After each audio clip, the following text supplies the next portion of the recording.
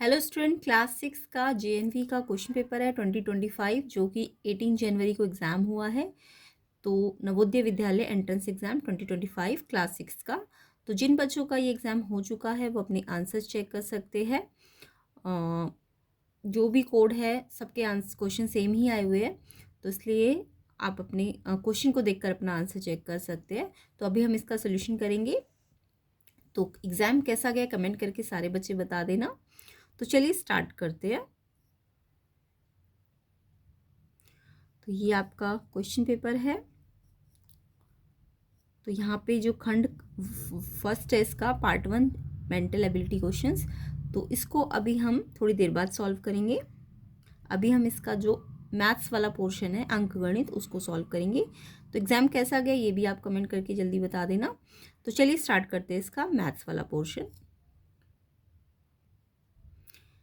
तो question paper easy ही था, इतना हार्ड भी नहीं था। तो उसका जो खंड 2 है अंकगणित मैथ्स वाला पोर्शन उसको हम सॉल्व कर रहे हैं। तो आंसर्स अपने आप चेक कर सकते हैं, कोई भी आपका कोड है क्वेश्चन को देखकर अपना आंसर चेक कर सकते हैं। चलिए स्टार्ट करते हैं क्वेश्चन 41 से। एक साइकिल के पहिए में कुल 24 तिल्लियाँ है, दो संलग्न तिल्लियों के बीच का कितना कोण है। तो अभी हम हिंदी मीडियम कर रहे हैं, थोड़ी देर बाद हम इसका इंग्लिश मीडियम भी कर लेंगे। तो देखिए पहिए में 24 तिल्लियाँ है और पहिया कैसा होता है, सर्कुलर होता है ना, वृत्ताकार का होता है। तो उसके जो तिल्लियाँ है 24 उसके बीच में कितना कोण है। तो जब भी कोई वृत्ताकार शेप होती है, कोई भी वृत्ताकार शेप होती है तो उसमें टोटल एंगल सबको पता होता है वो 360 डिग्री का होता है। तो देखो अगर एक वृत्त वाली शेप है, पहिया वृत्तकार का होता है ना, तो अब इसमें जितनी भी तिल्लियाँ है, जैसे इसमें तो 24 तिल्लियाँ है तो 24 तो हम बनाएंगे नहीं, मान लो जितनी भी है ये ऐसे करके लगाइए, है ना। अब इन दो तिल्लियों के बीच का एंगल निकालना है आपको, है ना। तो यहाँ पे तो मैंने कम बनाई है, इन्होंने 24 तिल्लियाँ बोली है।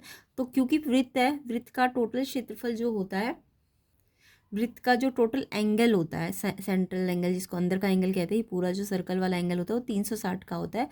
और अगर मेरे को एक एंगल निकालना है, एक एंगल, तो कैसे निकालते हैं, 360 को नंबर जितने भी साइड के नंबर होंगे, भुजाओं जितने भी तिल्लियाँ हैं उनको डिवाइड करना है, ठीक है। तो 360 अपॉन में जितने भी संख्या है, ठीक है, तिल्लियों की। तो 360 को जब मैं 24 है ना तिल्लियाँ तो क्वेश्चन में, तो 360 डिग्री टोटल एंगल होता है पूरे सर्कल का, और फिर उसको 24 नंबर दिया हुआ है आपको, उससे डिवाइड करना है। तो आपको प्रत्येक एंगल जो है, प्रत्येक कोण जो है वो निकल के आ जाएगा। तो देखो पहले तो ये 12 से कैंसिल हो गए ना, दोनों 12 से डिवाइड हो गए दोनों के दोनों, ये डिवाइड का साइन है ना। तो 12 टू जा, और ये 12 में 3 जा 12, 30, 12 3 जा और एक एक्स्ट्रा ज़ीरो, यानी कि 12 दूनी 24, 12 ती 36 एंड एक ज़ीरो, दो से इसको कैंसिल कर दो, 2 1 जा, और ये 2 में आता है 15। तो डिवाइड करना तो आता ही होगा, 360 को 24 से डिवाइड करके आपका आंसर आएगा 15 डिग्री। किस किस बच्चे का आंसर ये आया है 15 डिग्री, यानी बी ऑप्शन इसका करेक्ट था। तो कमेंट करके बताएंगे किस किस बच्चे का आंसर 15 डिग्री आया है, बी ऑप्शन इसका आंसर होगा, ठीक है, फर्स्ट क्वेश्चन का। नेक्स्ट क्वेश्चन देखेंगे 42। पी क्यू आर एस द्वारा हल किए गए प्रश्नों की संख्या को दंड ग्राफ द्वारा दर्शाया गया। तो ये एक दंड ग्राफ यानी बार ग्राफ बना हुआ है। अब यहाँ पे पी का आपको दिख रहा है, देखो पी पी का जो ये है, पी के पास कितने कितने प्रश्न आए हैं, पी के देखो ऐसे लगा भी रखा है इन्होंने, 4 है। क्यू के कितने हैं, 6 है। आर के कितने हैं, देखो आर यहाँ तक है ना, तो आर के 10 है, और एस यहाँ तक है तो ये कितना है, 8 है ना। तो पहले सबके नंबर्स लिख लेना।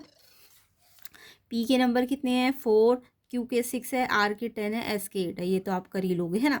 इसके बाद क्वेश्चन क्या है, देखो मेन क्वेश्चन पे आते हैं। क्वेश्चन क्या पूछा गया इसमें, इसमें क्वेश्चन है कि जो भी ये बार ग्राफ बना हुआ है इसमें क्यू और आर ने मिलकर कितने प्रश्न पी और एस दोनों से अधिक ज़्यादा की हल किए। तो पहले क्यू और आर का टोटल कर लो और फिर पी और एस का भी टोटल कर लो, और फिर देखो क्यू और आर का टोटल कितना ज़्यादा है पी और एस से, यही पूछा है इन्होंने। तो पहले देखो किस किस का टोटल करना है, क्यू और आर का। तो क्यू और आर का टोटल जब हम करेंगे, क्यू और आर का टोटल, तो देखो क्यू कितने हैं 6 और आर कितने हैं 10, तो 6 और 10 का टोटल किया 16 आ गया, है ना। ऐसे ही पी और एस का भी कुल निकाल लो, कुल कितना आएगा, पी का कितना है 4 और एस का कितना है 8, तो 4 और 8 यानी 4 और 8 12। अब इसके टोटल 12 आ रहा है और क्यू और आर का टोटल 16 आ रहा है। तो इन्होंने पूछा इसका कितना ज़्यादा है इससे, तो 16 में से 12 यानी 16 माइनस 12 करोगे तो 4 आंसर आ जाएगा ना। तो यानी 4 इसका आंसर है, ऑप्शन ए इसका करेक्ट है। तो ये क्वेश्चन भी किस किस ने ऑप्शन ए पे टिक किया है कमेंट करके सारे बच्चे बता देना। और कैसा गया एग्ज़ाम ये भी ज़रूर बताना। 18 जनवरी का ये जो एग्ज़ाम हुआ है JNV नवोदया का, उसका हम सोल्यूशन कर रहे हैं। और जो इसके बाकी के पार्ट्स होंगे वो भी हम जल्दी ही करेंगे। ठीक है, अब इसका 42 हो गया हमारा। 43 देखेंगे तो ए ऑप्शन इसका आंसर है 4, है ना। उसके बाद 43 देखो, शाम के 6 बजे में घंटे और मिनट की सुइयों के बीच में कितना कोण बना होता है। तो देखो शाम के जब 6 बजते हैं, शाम के 6 बजे का मतलब समझते हो, जैसे ये आपका जो घर की घड़ी होती है, वॉच होती है, दीवार घड़ी, तो इसमें आपको पता है ना 6 यहाँ पे होता है, 12 यहाँ पे होता है और यहाँ पे 3 होता है, हर एक 90 डिग्री पे होता है ना, फिर 3 के बाद यहाँ 9 होता है। तो 6 बजने का मतलब होता है छोटी सुई 6 पे होती है, घंटे वाली तो 6 पे होती है, और जो मिनट वाली होती है, ये मिनट वाली बड़ी होती है तो 12 पे होती है। तो ये देखो ये 6 पे है और ये 12 पे है बड़ी वाली। तो ये कैसा कोण बन रहा है, ये ऐसे स्ट्रेट कोण बन रहा है ना। स्ट्रेट कोण कितने का होता है, 180 का। तो 6 बजे 180 डिग्री का कोण बनता है इन दोनों घड़ी की सुइयों के बीच में। तो 180 डिग्री को हम सरल कोण कहते हैं या स्ट्रेट एंगल कहते हैं। सरल कोण या फिर स्ट्रेट एंगल, है ना। तो स्ट्रेट एंगल या फिर हिंदी में कहेंगे सरल कोण। तो डी ऑप्शन इसका आंसर है। आई होप सबका आंसर यही आया होगा, सरल कोण बनेगा। ठीक है, डी ऑप्शन आंसर है। नेक्स्ट क्वेश्चन नंबर 44 देखिए, निम्नलिखित आयतों में से किसका क्षेत्रफल सबसे ज़्यादा है। तो ये जो रेक्टेंगल्स बने हुए हैं, वैसे तो ये 3 रेक्टेंगल और एक स्क्वायर है, तो इन्होंने बोला इनमें से किसका सबसे ज़्यादा एरिया है, क्षेत्रफल मतलब एरिया सबसे ज़्यादा किसका है। तो यहाँ पे हमें सबके एरियाज़ निकाल लेने, ABCD 4 ऑप्शंस के। तो यहाँ पे देखो सबसे पहले ए ऑप्शन का अगर मैं निकालूँ तो लेंथ इंटू ब्रेथ 18 इंटू 10 है ना। तो यहाँ पे एरिया ए ऑप्शन का निकालेंगे। रेक्टेंगल का एरिया क्या होता है, लंबाई गुणा चौड़ाई, यानी लेंथ इंटू ब्रेथ। लेंथ है 18 और ब्रेथ है 10, तो 18 10 180 हो जाएगा सेंटीमीटर स्क्वायर में आंसर आएगा, ये सेंटीमीटर में ना। ऐसे ही आपको दिख रहा है ये 14 14, ये भुजा सेम है, यानी ये आयत नहीं है, ये वर्ग है एक तरह से, बट इसका भी एरिया निकाल लो। ये इसकी लंबाई चौड़ाई तो सेम है ना, तो 14 इंटू 14 करके इसका भी एरिया निकालो। तो इसका एरिया आएगा आपका बी ऑप्शन वाले का 14 इंटू 14। 14 को 14 से मल्टीप्लाई करोगे तो 196 मल्टीप्लाई करके देखना। उसके बाद ऑप्शन सी का अगर मैं निकालती हूँ तो 16 इंटू 12 192 आ जाएगा। एंड ऑप्शन डी जो है हमारा 17 इंटू 11 187 आ जाएगा। देखो 16 इंटू 12 है और इसमें 17 इंटू 11 है ना। तो मैंने चारों ऑप्शंस के क्या निकाल लिए, एरिया निकाल लिए। तो ये मेरे आया है 180 196 192 एंड 187। अब आपको बोला इन चारों में से सबसे ज़्यादा किसका है, सबसे ज़्यादा कौन सा वाला है, 196 है ना। तो 196 सेंटीमीटर स्क्वायर ये सबसे ज़्यादा है, तो ऑप्शन बी जो है इसका करेक्ट आंसर है। तो 196 यानी ऑप्शन बी पे किस किस ने टिक किया है कमेंट करके जल्दी से बता देना। तो इसका आंसर आपका बी ऑप्शन है, आयत बी 196। ओके, तो बी ऑप्शन इसका सही आंसर है। आयत ए का 280 तो इन्होंने गलत लिखा है ना, 180 आया इसका एरिया, तो गलत ही है ये, तो ये एरिया तो गलत ही निकाले है। हमने निकाल के देख लिया 196 आ रहा है हमारा, बी ऑप्शन इसका आंसर है। ऑप्शन बी बिल्कुल करेक्ट है ना। बी ऑप्शन मेरा कितना आया था, 196 आया था, तो यस ये बी ऑप्शन इसका आंसर है। अगला क्वेश्चन देखेंगे, ये हो गया हमारा 44। अब 45 पे आते हैं। देखो 45 है हमारा, 33/40 में क्या घटाया जाए कि 11/40 प्राप्त हो। तो बहुत ही सिंपल सा क्वेश्चन है कि इसमें से क्या घटाओ कि ये मिल जाए। तो आपको पता है, आप इसे एक इक्वेशन फॉर्म दे दो, यानी कि मेरे पास क्या है 33/40 में से मैं क्या घटाऊँ, क्या घटाऊँ को मैंने x मान लिया। तो इसमें से मैं क्या घटाऊँ कि मुझे क्या प्राप्त मतलब इक्वल क्या हो 11/40। अब मेरे को x निकालना है, मिसिंग ये वाला x निकालना है। तो ये माइनस में ना x, तो आप इस x को तो इस साइड भेजो, क्योंकि माइनस में तो उधर भेजना पड़ेगा। तो ये x अगर इधर जा रहा है तो ये इधर आएगा, तो अगर ये इधर आएगा तो ये माइनस वाला तो उधर जाके x प्लस में बन गया है ना, और ये इधर आ रहा है तो ये प्लस का है ना, तो ये यहाँ आके माइनस हो जाएगा। ठीक है, तो जब भी आपको ये माइनस में ये वाला नंबर निकालना होता है तो आपको इस पहले नंबर में से ये जो प्राप्त वाली संख्या है उसे माइनस करना होगा। अब ये देखो डिनोमिनेटर तो सेम है, हर सेम है ना दोनों की, हर जब सेम होते हैं डिनोमिनेटर तो एक बार लिख दो और फिर ऊपर वाला एज इट इज़ लिख देते हैं माइनस में, और फिर इसमें से इसको माइनस करो 22/40 और फिर ये 2 से डिवाइड हो जाएगा, 2 पे ये 11 पे आएगा और 2 पे ये 20 पे आएगा। तो सरल करोगे तो 11/20 इसका आंसर होगा। ऑप्शन ए इसका करेक्ट आंसर है। बहुत ही सिंपल सा क्वेश्चन था। तो याद रखना, जब भी क्या घटाए यानी ये निकालना होता है तो आपको ये जो प्राप्त वाली संख्या होती है ना, ये पहले वाले में से माइनस करनी होती है। ठीक है, तो ये इसका आंसर है। किस किस बच्चे का ये आंसर आया कमेंट करके बताएंगे। तो ए ऑप्शन इसका करेक्ट है। 46 देखिए, एक दुकानदार 1 रुपये की 5 टॉफ़ी की दर से खरीदता है, यानी 1 रुपये में वो 5 टॉफ़ी खरीद रहा है और 4 टॉफ़ी 1 रुपये में 4 टॉफ़ी की दर से बेच रहा है, यानी कि 1 रुपये में 4 टॉफ़ी वो बेचता है। तो 125 का अगर उसे लाभ लेना है, प्रॉफिट लेना है, तो उसे कितनी टॉफ़ी बेचनी पड़ेगी। तो यहाँ पे ना मेरे को 125 रुपये का लाभ हुआ है टोटल, तो मुझे ना पहले क्रय और विक्रय मूल्य एक एक टॉफ़ी का निकालना पड़ेगा, क्योंकि ये एक एक टॉफ़ी का नहीं दिया हुआ आपको। 5 टॉफ़ी का 1 रुपया है और 4 टॉफ़ी का 1 रुपया है विक्रय मूल्य। तो मेरे को एक टॉफ़ी का पहले क्रय मूल्य निकालना पड़ेगा, फिर एक टॉफ़ी का विक्रय मूल्य निकालना पड़ेगा, फिर मेरे को एक टॉफ़ी पे लाभ या हानि निकालनी पड़ेगी, है ना। तो फिर देखो यहाँ पे, तो हम एक टॉफ़ी का अगर क्रय मूल्य निकाल रहे हैं, आपको दिया है 1 रुपये में 5 टॉफ़ी है ना, 1 रुपये में कितनी टॉफ़ी है 5। तो मेरे को 5 टॉफ़ी की जगह एक टॉफ़ी अगर चाहिए, एक टॉफ़ी का मूल्य चाहिए, तो एक टॉफ़ी का यहाँ से आप यूनिटरी मेथड लगाओगे ना, तो एक टॉफ़ी का अगर निकालना है तो 5 वहाँ जाके क्या हो जाएगा, डिवाइड हो जाएगा ना, ये आपको यूनिटरी मेथड आता होगा। तो ये 5 से एक टॉफ़ी पे निकालना तो 1/5, यानी कि एक टॉफ़ी का क्रय मूल्य 1/5 रुपीज़ हो जाएगा। ऐसे एक टॉफ़ी का विक्रय मूल्य भी ऐसे ही करो, 4 का 1 रुपये है तो 1/4 एक का हो जाएगा ना, जैसे इसमें करा है। तो ये 1/5। अब आपको दिख रहा है ये ज़्यादा और ये कम है, क्योंकि जब ऊपर सेम होते हैं और नीचे डिफरेंट होते हैं, हर जब डिफरेंट होता है तो जो नंबर कम दिखता है ना, वो बड़ा नंबर होता है। यानी 1/4 ज़्यादा है 1/5 से, तो इसका मतलब विक्रय ज़्यादा है, क्रय कम है। विक्रय का मतलब सेलिंग प्राइस ज़्यादा है और सीपी जो है वो कम है। तो जब भी सेलिंग प्राइस ज़्यादा होता है, विक्रय मूल्य ज़्यादा होता है, तो लाभ होता है। वैसे भी आपको क्वेश्चन में बोला हुआ है लाभ हुआ है उसे। तो मेरे को लाभ निकाल लेना है। लाभ कैसे निकलेगा, विक्रय में से क्रय को माइनस करके। तो विक्रय आपका कितना है 1/4 और ये कितना है 1/5, 1/4 और 1/5। अब इसका देखो डिनोमिनेटर डिफरेंट है ना, तो जब डिनोमिनेटर डिफरेंट है तो आप इन दोनों का एलसीएम लो। एलसीएम तो 4 और 5 का करना आता होगा ना। 4 पे जाए, ये 2 पे जाएगा 2 पे और फिर 5 एज इट इज़, फिर 2 पे 1 पे और 5 एज इट इज़, फिर 5 1। अब ये 2 2 जा 4 5 जा 20, इसका एलसीएम जो होगा 20 आएगा। वो जो डिनोमिनेटर का एलसीएम होता है, हर वाला एलसीएम, वो नीचे लिख देंगे। और फिर 4 में 20 कब आता है, 4 में 25 पे आता है ना। तो 4 5 जा 20 होता है, तो इसको 5 से मल्टीप्लाई करना। और 5 में 20 कब आता है 4 पे, तो इसको 4 से मल्टीप्लाई करना। तो 5 1 जा 5 और 4 1 जा 4, 5 - 4 1/20। तो एक टॉफ़ी पे लाभ कितना हुआ, एक टॉफ़ी का लाभ मिल गया 1/20 रुपीज़। अब आपको टॉफ़ियों की संख्या अगर निकालनी है तो आप खुद सोचो, आपको टॉफ़ियों की संख्या कैसे निकलेगी। कुल लाभ को एक टॉफ़ी का जो लाभ है उससे डिवाइड करोगे। कुल को 1 से डिवाइड करते तभी तो संख्या निकलती है ना। तो कुल लाभ में से एक टॉफ़ी पे जो लाभ हुआ उसको डिवाइड कर दो, तो आपकी टॉफ़ी के नंबर्स आ जाएंगे। तो कुल लाभ आपको क्वेश्चन में बोला था 125 रुपीज़ का, और डिवाइड करना है एक टॉफ़ी पे, कितना आया मेरा 1/20। और फिर डिवाइड का क्या रूल कहता है कि ये वाला तो डिवाइड, ये वाला नंबर तो एज इट इज़ रहेगा, पर जो बाद वाला नंबर होता है, अगर वो फ्रैक्शन है, अगर वो भिन्न संख्या है, भिन्न संख्या, तो वो डिवाइड का रूल है कि मल्टीप्लाई में आती है। ये वाला सेकंड वाला जो भिन्न होता है ये रेसिप्रोकल होता है, यानी उल्टा हो जाता है। ये 1/20 की जगह 20/1 हो जाएगा।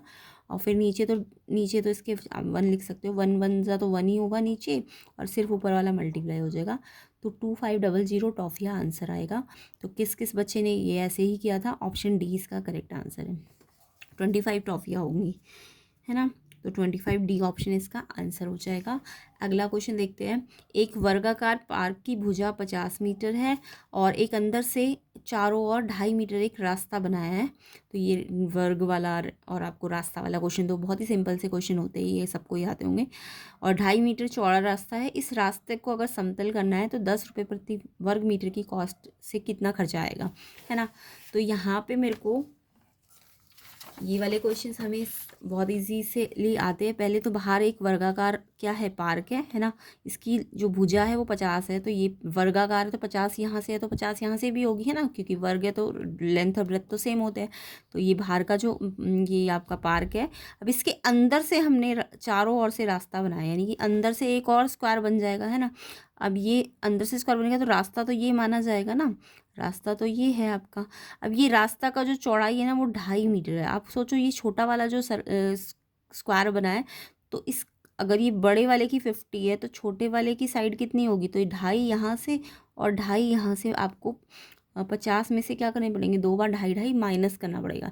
यानी कि 50 में से आपको 2.5 और 2.5 कितना होता है 5, 50 में से 5 माइनस करोगे तो अंदर वाले का जो वर्ग की भुजा आएगी वो 45 आ जाएगी, ठीक है। तो जब भी रास्ते का क्षेत्रफल निकालते हैं तो आपको कैसे निकालना है, तो पहले तो मैंने वर्गाकार पार्क का क्षेत्रफल निकाला है 50 × 50 2500 मीटर स्क्वायर। और फिर मैंने अंदर वाला जो वर्ग है इनर एरिया अंदर वाले वर्ग का वो निकाला है। कैसे निकाला है, 50 में से 5 2.5 दो, यहाँ से भी 2.5 हटेगा, यहाँ से भी 2.5, तो 45 आ जाएगा। तो 50 - 5 45, इसकी लेंथ और ब्रेथ भी वही है ना, क्योंकि वर्ग है। तो यहाँ भी 45 × 45 करोगे, मल्टीप्लाई करोगे, तो मैंने मल्टीप्लाई किया तो ये आ रहा है 2025 यानी मीटर स्क्वायर में। अब ये रास्ते का जो क्षेत्रफल होता है इस टाइप के क्वेश्चन में वो कैसे निकलता है, ये जो बाहर का क्षेत्रफल है और जो अंदर का क्षेत्रफल है इन दोनों को आपको माइनस करना है, एरिया 1 माइनस एरिया 2, तो पथ यानी पाथ का एरिया आ जाएगा, रास्ते का क्षेत्रफल। 2500 - 2025 कर दो तो ये आएगा 475 मीटर स्क्वायर। अब आपको इसका समतल कराने का खर्चा भी निकालना था।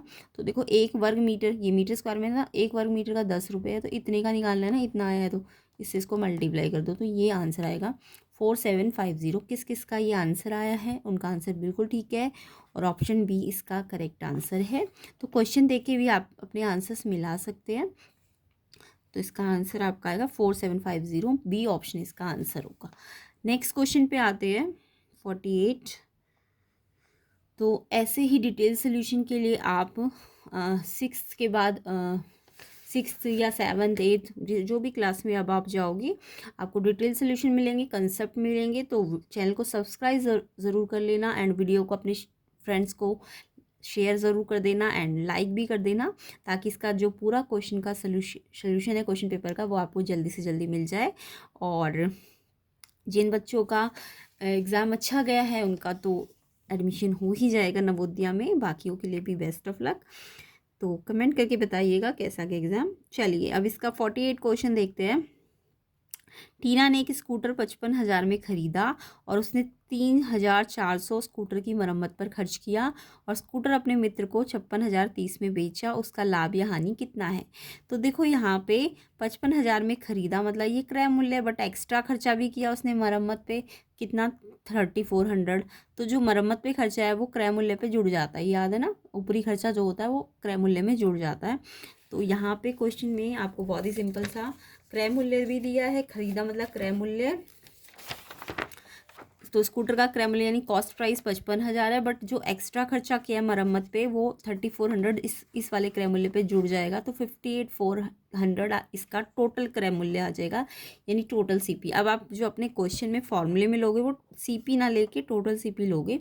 ये वाला क्रय मूल्य आपको अब ये नहीं लेना, ये वाला लेना है, ठीक है। इसके बाद आपको विक्रय मूल्य भी दिया हुआ है स्कूटर का, है ना। स्कूटर का विक्रय मूल्य दिया है 56,030।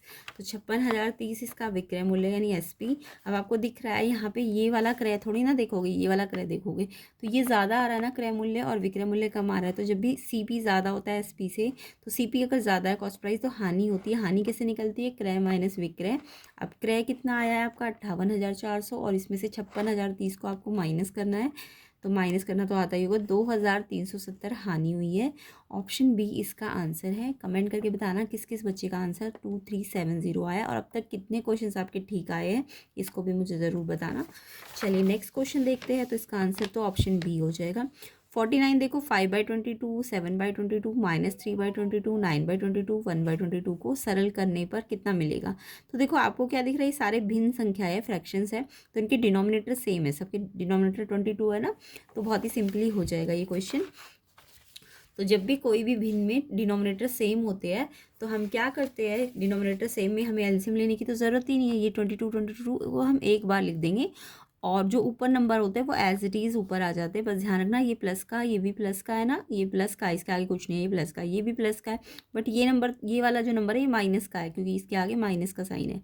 और ये नंबर जो है प्लस का है और ये नंबर माइनस का है। तो 22 तो मैंने एक बार लिख देना है, और जितने प्लस के 5, 7 और 9 इनको एक साथ लिख दो, एंड जो जो माइनस वाले हैं उनको एक साथ लिख दो। अब इससे क्या होगा, पहले प्लस वाले आप प्लस कर लो, 5, 7, 12 और 9 21 हो जाएगा। प्लस वाले पहले प्लस कर लो, फिर ऐसे ही माइनस वाले भी आप प्लस ही करो, 3 और 1 4 हो जाएगा। बट जब माइनस वाले प्लस करते हैं तो साइन माइनस का लगाते हैं, और जब प्लस वाले प्लस करते हैं तो साइन प्लस का लगाते हैं। अब ये नंबर प्लस का और ये माइनस का है, तो प्लस में से माइनस को माइनस हो जाता है ना, प्लस माइनस माइनस हो जाता है। तो 21 में से 4 माइनस कर दो, 17 और अपॉन में 22। तो बहुत ही सिंपल क्वेश्चन था, बी ऑप्शन इसका आंसर है 17/22। ठीक है, तो ये आंसर तो सबका आ ही गया होगा, कमेंट करके बताना। नेक्स्ट क्वेश्चन देखो, ये आपका बॉडमास का रूल का फॉर्मूला होता है। तो 8 माइनस ब्रैकेट 18 माइनस फिर छोटी ब्रैकेट 16 फिर माइनस फिर और छोटी ब्रैकेट 5 माइनस 4 माइनस 1। अब यहाँ पे भी एक बहुत छोटी ब्रैकेट है ये। ठीक है, तो इसको कैसे सॉल्व करते हैं। तो क्वेश्चन नंबर 50, ये पहले भी कराए हुए सारे क्वेश्चंस, इसलिए प्लेलिस्ट सेक्शन को ज़रूर देख लेना। जीएनवी की प्लेलिस्ट बनी हुई है जिसका लिंक मैं डिस्क्रिप्शन में डालूंगी, और जो इसके बचे हुए पार्ट्स बनेंगे उसका लिंक भी मैं डिस्क्रिप्शन में डाल दूंगी। तो देखो यहाँ पे जब ऐसा ब्रैकेट्स बहुत सारी होती है तो सबसे पहला रूल होता है कि हम सबसे बड़ी ब्रैकेट सबसे छोटी ब्रैकेट को सॉल्व करता है। अब इसमें देखो, आप कहोगे सबसे छोटी ब्रैकेट ये नहीं, सबसे छोटा ये बार ये जो बार का साइन लगा ना ऊपर, सबसे पहले बार को सॉल्व करेंगे, ये जो ऊपर बार लगा हुआ, फिर छोटी ब्रैकेट, फिर थोड़ी बड़ी ब्रैकेट, और लास्ट में सबसे बड़ी ब्रैकेट। और फिर उसके और इस ब्रैकेट्स के अंदर भी हम रूल चलाएंगे, पहले डिवाइड फिर मल्टीप्लाई फिर प्लस फिर माइनस। वैसे तो यहाँ पे ये डिवाइड और मल्टीप्लाई है नहीं, जस्ट प्लस माइनस में है क्वेश्चन। ठीक है, तो ये बॉडमास का रूल होता है। तो सबसे पहले मैं इस बड़ी ब्रैकेट को एज इट इज़ लिखूंगी, यानी कि मुझे सबसे पहले इस ये बार को हटाना है, ये बार है ना, तो यानी सारे नंबर्स को हम ऐसे ही लिखते जाएंगे, बस ये बार वाले में हम सॉल्व करेंगे।